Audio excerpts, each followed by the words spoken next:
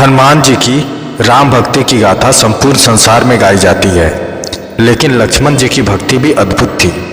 लक्ष्मण जी की कथा के बिना राम कथा पूर्ण नहीं हो सकती थी। अगस्त्य मुनि अयोध्या आए, लंका युद्ध का प्रसंग छिड़ गया। भगवान श्री राम ने बताया कि उन्होंने कैसे रावण और कुंभकर्ण जैसे प्रचंड वीरों का वध किया, और लक्ष्मण ने भी इंद्रजीत, अतिकाय जैसे शक्तिशाली असुरों को मारा। अगस्त्य मुनि बोले, हे राम, बेशक रावण और कुंभकर्ण प्रचंड वीर थे, लेकिन सबसे बड़ा वीर तो मेघनाथ ही था। उसने अंतरिक्ष में स्थिर होकर इंद्र से युद्ध किया और उसे बांधकर लंका लाया था। ब्रह्मा ने इंद्रजीत से दान के रूप में इंद्र को मांगा, तब इंद्र मुक्त हुए थे। ऐसे महापराक्रमी योद्धा का वध लक्ष्मण ने किया, इसलिए वे सबसे बड़े योद्धा हुए। श्री राम को आश्चर्य हुआ, लेकिन भाई की वीरता की प्रशंसा से वह खुश थे। फिर भी उनके मन में जिज्ञासा पैदा हुई कि आखिर अगस्त्य मुनि ने ऐसा क्यों कहा कि इंद्रजीत का वध रावण से ज्यादा मुश्किल था।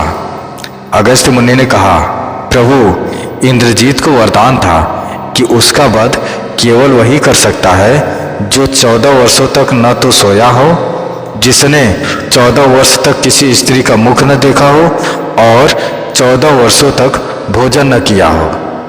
श्री राम बोले, परंतु मैं वनवास काल में 14 वर्षों तक नियमित रूप से लक्ष्मण के हिस्से का फल फूल देता रहा।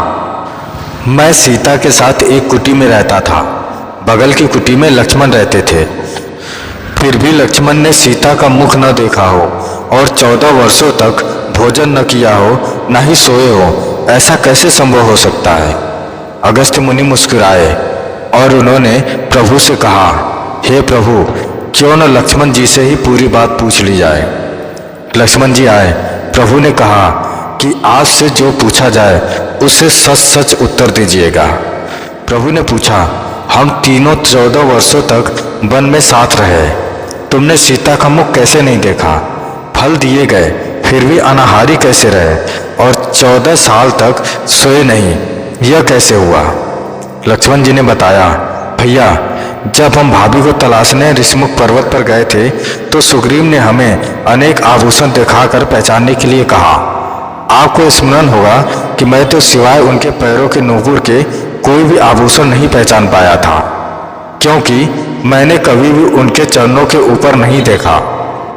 14 वर्ष तक नहीं सोने के बारे में सुनिए। आप और माता एक कुटिया में सोते थे।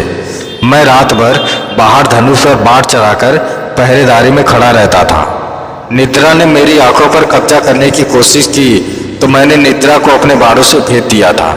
निद्रा ने हार मानकर स्वीकार किया कि वह 14 साल तक मुझे स्पर्श नहीं करेगी, लेकिन जब श्री राम का अयोध्या में राज्याभिषेक हो रहा होगा और मैं उनके पीछे सेवक की तरह छत्र लिए खड़ा रहूंगा, तब वो मुझे घेरेगी। आपको याद होगा, राज्याभिषेक के समय मेरे हाथ से छत्र गिर गया था। अब मैं 14 साल तक अनाहारी कैसे रहा? मैं जो फल फूल लाता था, आप उसमें 3 भाग करते थे। एक भाग देकर आप मुझसे कहते थे, लक्ष्मण, फल रख लो। आपने कभी फल खाने को नहीं कहा, फिर बिना आपकी आज्ञा के मैं उसे कैसे खाता? मैंने उन फलों को संभाल कर रख दिया। सभी फल उसी कुटिया में अभी भी रखे होंगे। प्रभु के आदेश पर लक्ष्मण जी चित्रकूट की कुटिया में से वो सारे फल टोकरी में लेकर आए और दरबार में रख दिया। फलों की गिनती हुई, 7 दिन के हिस्से के फल नहीं थे। प्रभु ने कहा, इसका अर्थ है कि तुमने 7 दिन तो आहार लिया था। लक्ष्मण जी ने 7 दिन के फल कम होने के बारे में बताया कि भैया, इन 7 दिन हमने भोजन ही नहीं किया था।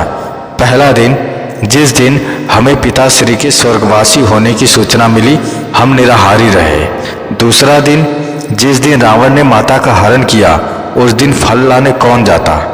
तीसरा दिन, जिस दिन समुद्र की साधना कर आप उससे राह मांग रहे थे। चौथा दिन, जिस दिन आप इंद्रजीत के नागपाश में बंद कर अचेत रहे। 5वां दिन, जिस दिन इंद्रजीत ने मायावी सीता को काटा था और हम शोक में रहे। 6वां दिन, जिस दिन रावण ने मुझे शक्ति मारी थी। और 7वां दिन, जिस दिन आपने रावण का वध किया था। इन दिनों में हमें भोजन की सुध कहाँ थी। विश्वामित्र मुनि से मैंने एक अतिरिक्त विद्या का ज्ञान लिया था, बिना आहार किए जीने की विद्या। उसके प्रयोग से मैं 14 साल तक अपनी भूख को नियंत्रित कर सका, जिससे इंद्रजीत मारा गया। भगवान श्री राम ने लक्ष्मण जी की तपस्या के बारे में सुनकर उन्हें अपने हृदय से लगा लिया। तो दोस्तों, लक्ष्मण जी की यह कथा आपको कैसी लगी हमें कमेंट करके ज़रूर बताएं। अगर अच्छी लगी तो शेयर करें, सब्सक्राइब करें और लाइक करें। धन्यवाद।